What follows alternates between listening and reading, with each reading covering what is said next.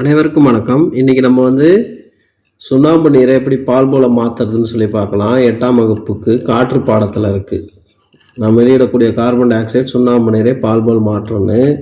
அதுக்காக இந்த சுண்ணாம்பை கரைச்சி வச்சுருக்கிறேன். இப்போ இதை என்ன பண்ணோம், ஃபில்ட்ரு பேப்பரில் அதனால் டிஷ்யூ பேப்பரால் ஃபில்ட்ரு பண்ணிப்போம். இப்போ புனலில் பார்த்தீங்கன்னா அந்த டிஷ்யூ பேப்பரை வச்சுருக்கிறேன். இப்போ அந்த சுண்ணாம்பு நீரை ஃபில்ட்ரு பண்ணிப்போம்.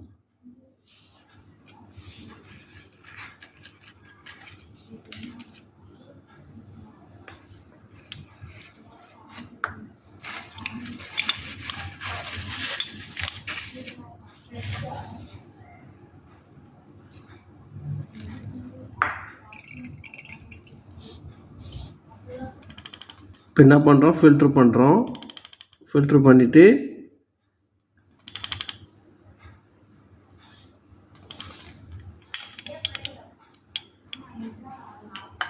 ஃபில்ட்ரு பண்ணி இந்த லைம் வாட்டரை எடுத்துட்டோம். இப்போ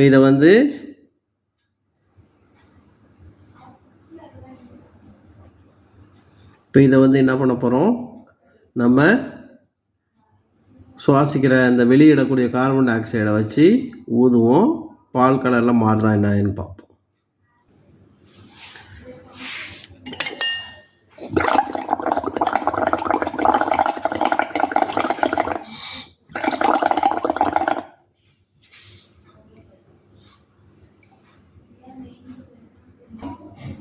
இப்போ பார்த்திங்கனாலே நல்லா வித்தியாசம் தெரியுது பாருங்கள். நல்லா பால் கலரில் மாறிடுச்சு.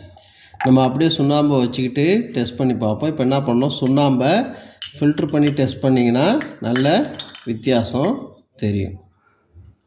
சரிங்களா? இப்போ வேறு சுண்ணாம்பு நீர் எப்படி இருக்குன்னு பாருங்கள். பாருங்கள், சுண்ணாம்பு நீருக்கும் இந்த நீருக்கும் உள்ள வேறுபாடு. அப்போ நாம் வெளியிடுகின்ற கார்பன் டை ஆக்சைடு சுண்ணாம்பு நீரை பால் போல மாற்றும். இது ஒரு காற்று பாடத்தில் ஒரு எக்ஸ்பெரிமெண்ட்டு. அதுக்கப்புறம் எரிவதற்கு ஆக்சிஜன் தேவை என்பதற்காக ஒரு எக்ஸ்பெரிமெண்ட்டு. 2 மெழுகுவர்த்தி ஏற்றி வச்சிங்க. இப்போ என்ன பண்ணுங்கள், ஒரு மெழுகுவர்த்தியில் மட்டும் ஒரு கிளாஸோ இல்லை ஒரு கண்ணாடி கிளாஸோ இல்லை பீக்கரை வச்சு மூடுவோம். என்ன ஆகுதுன்னு பார்ப்போம்.